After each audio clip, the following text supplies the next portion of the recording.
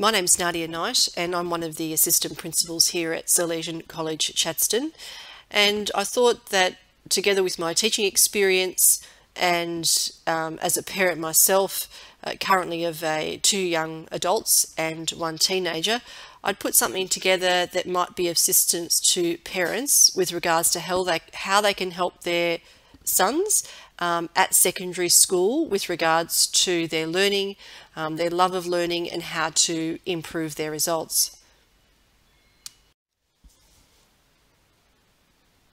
Research suggests that parent involvement in a child's education definitely improves their academic outcomes and motivates a lifelong passion for learning.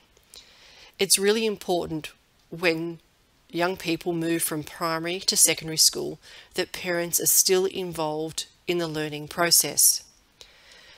Parent involvement in a child's education includes communication about what the parent expects for the education, and also to discuss the value and enjoyment of learning. Parents can also discuss learning strategies with children. They can also link their current schoolwork with current events and other topics through conversation. They can talk about educational aspirations and making exciting preparations and plans for the future. Parents can also play a vital role in providing a stimulating home learning environment and making sure that learning at home is enjoyable and rewarding. Parents can also focus on activities which are directed at building students' decision-making and problem-solving skills, affirming their growing autonomy, independence, and academic abilities.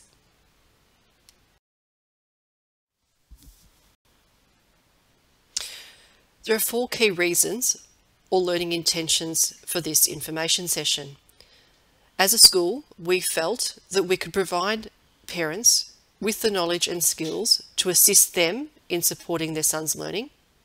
We also want to give parents the confidence to be able to continue to be part of their son's education. Often you hear parents say of secondary school students, "I can't help them anymore." Hopefully we're going to provide parents with a language to improve their participation at student-led conferences, and also understanding where their sons are at and what they're capable of knowing and understanding.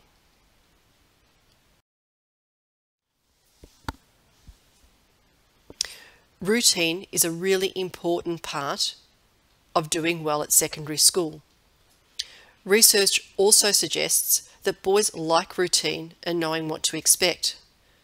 The school day is routine for them, and the before and after school time is also very important to have a routine.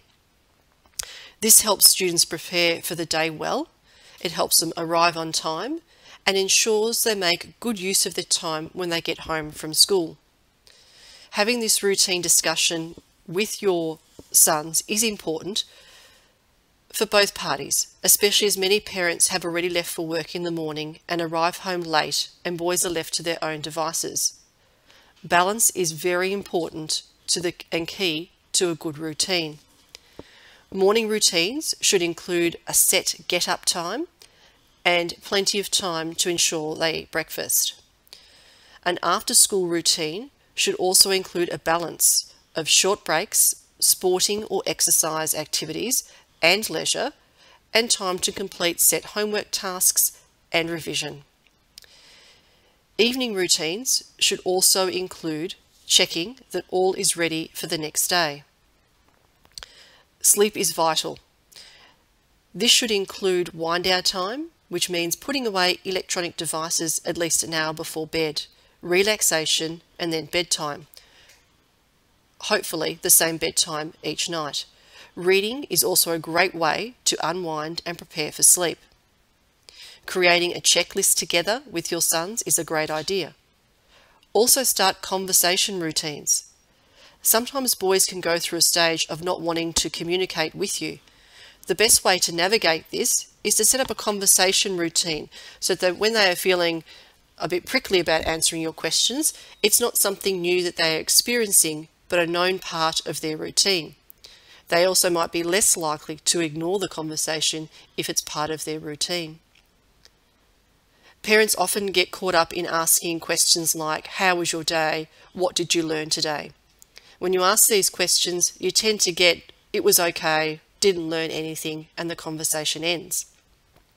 Perhaps try some other questions like, what was one good thing that happened today?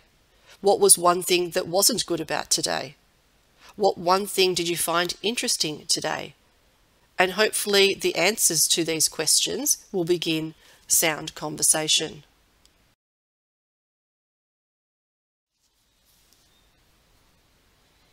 Study timetables are really important. Developing a study timetable is crucial to establishing routine. Discussing it first with the boys, then making it a public document for the family to see is always helpful as well. The key features of a good timetable are balanced, ensuring that there is time for either structured sport activities and or exercise, just some physical activity, that there is also time for relaxation and leisure, that there is time put aside for home tasks such as setting the table, emptying the dishwasher, etc., and also for the older boys, part-time jobs. The other part of the study timetable needs to include set time for homework tasks and also set time for specific revision tasks. Although it's really important to have a study timetable with allocated times, it's also important to realise that life happens and it needs to be flexible.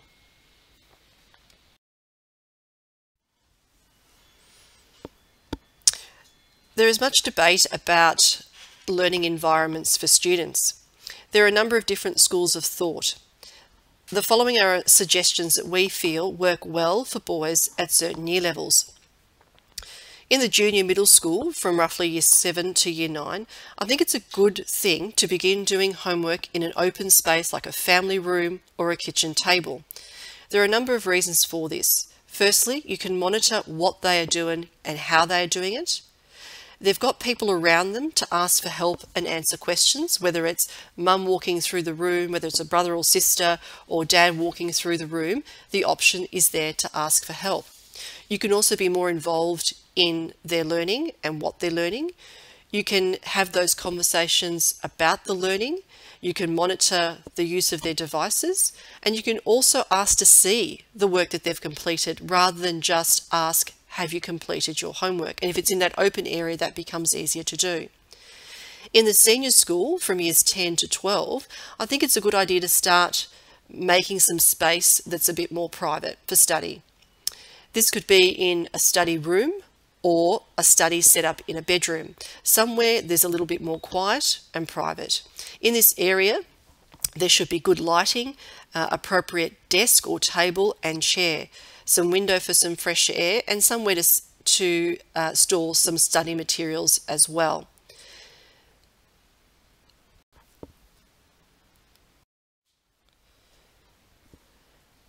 Being organised at secondary school is also really important. It's very difficult to remember everything at secondary school without some sort of form of organiser. This organiser can be used for a variety of different things: to put in key dates, to note down the homework you've been asked to complete, to write down test dates, assignment due dates, SAC dates. Some ideas about organisers: they can use Outlook, which is on their computers, Post-it notes, which is also an electronic device. They can use a paper diary that can be bought from pretty much anywhere. Or they can also use weekly notepads or to-do lists, which are easily available from places like Typo and even Kmart. It actually doesn't really matter what the organiser is, as long as one is used and the routine is set up very early about using one. Goals are really important to the success of students from Year 7 right through Year 12. Having said that, goals that Year 7's set will be rather different to the goals that a Year 12 person is setting. At Year 7, it could be about simply acknowledging a particular strength or a weakness in whatever area, and then putting into practice some strategies to improve that particular area in either the academic, organisational or lifestyle areas. From year 8 onwards, however, goals would be taught to boys in oratory with regards to being SMART goals. They need to be specific, measurable, achievable, relevant and timely. And this way of setting goals, that is SMART goals, will continue through year 9, 10, 11 and 12. Students need to be setting goals at the beginning of semester 1 and then stopping and reviewing and resetting them at the beginning of semester 2 after student-led conference and the reports. It's also important that they learn to check on their progress of their goals during the semester. That way they can make adjustments if necessary. Regular revision versus homework. This is a really often asked questions from students and parents. They're actually two different things. Homework can be finishing off work that wasn't completed in class. It could be completing set work that was given by the teacher relating to the learning in that class that day, or it could be progressively working on assignments. The amount of homework, of course, will vary significantly from day to day. However, this does not mean that a student has nothing to do. Regular revision of learning is key to improving student outcomes and should be made a part of their routine from year 7 onwards. Revision is therefore about going over the learning to be able to remember it, to be able to apply it. Revision could range from a conversation to noting down key ideas, to go over the key ideas weekly, to writing summaries and to doing practice tasks. Homework and revision obviously go hand in hand but are different. Regular revision should be happening each and every day. At year 7 and 8, this could mean getting your son to tell you what he learnt in each subject that day. He could even write down a few key words from every lesson in his Organiser to share with you at the end of the day.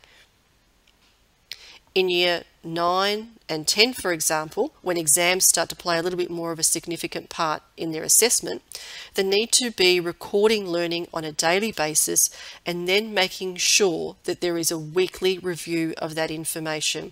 And this helps prepare their knowledge and understanding over a period of time, not just for tests, but also for the exams. These notes could be done in the Organiser, on OneNote, or in a separate exercise book.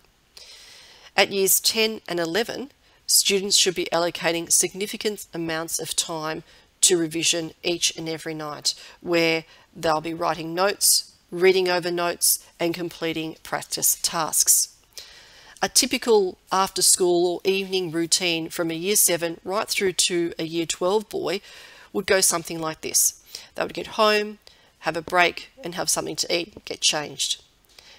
They complete a quick revision of each subject, using the guide of about 5 minutes per subject. Then they go about completing their homework, any assignments they have, and preparing for any particular SACs. We also encourage that parents monitor the time that is spent.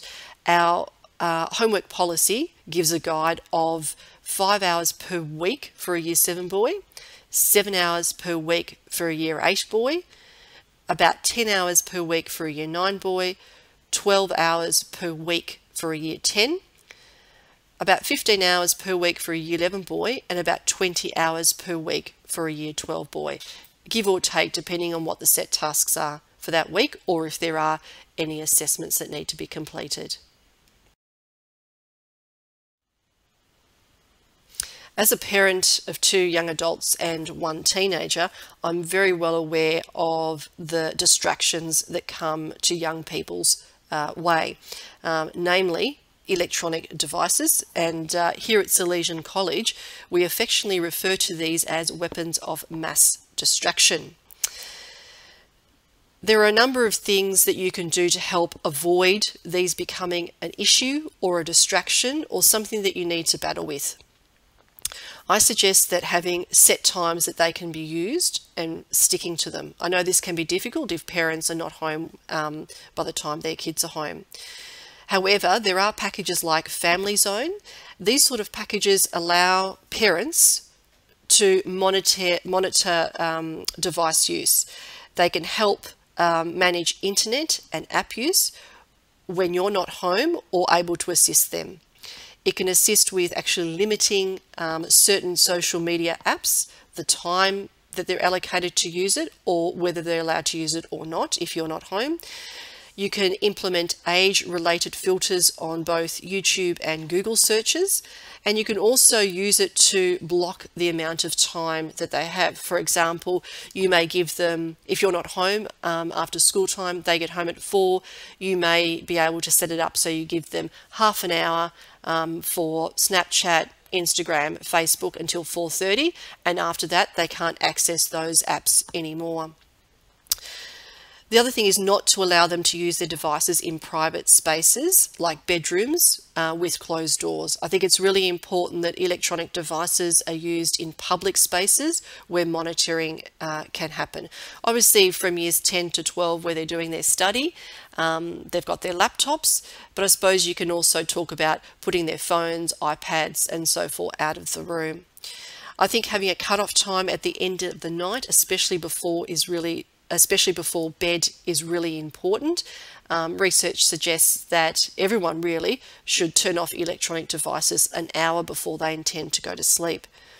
And the other big one is never allow them to charge any devices in their bedroom overnight, including their school laptop. There's no reason for it. Their bedroom is to have a good night's sleep.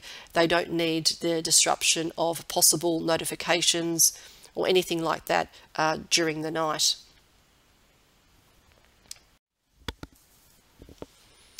Communication with your teenage son is really important as he moves through adolescence into becoming a young man.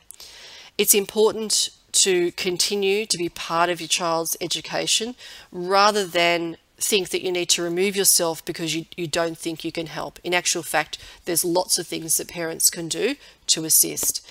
Make sure that you're talking to your son when he begins secondary school about his learning and setting up those routines, conversations, the types of things that you engage in, so it doesn't become as what they may see as an invasion of their privacy when they get to 15 and 16 because you've never had those conversations before. So communication is really important to start early and to continue right through their education.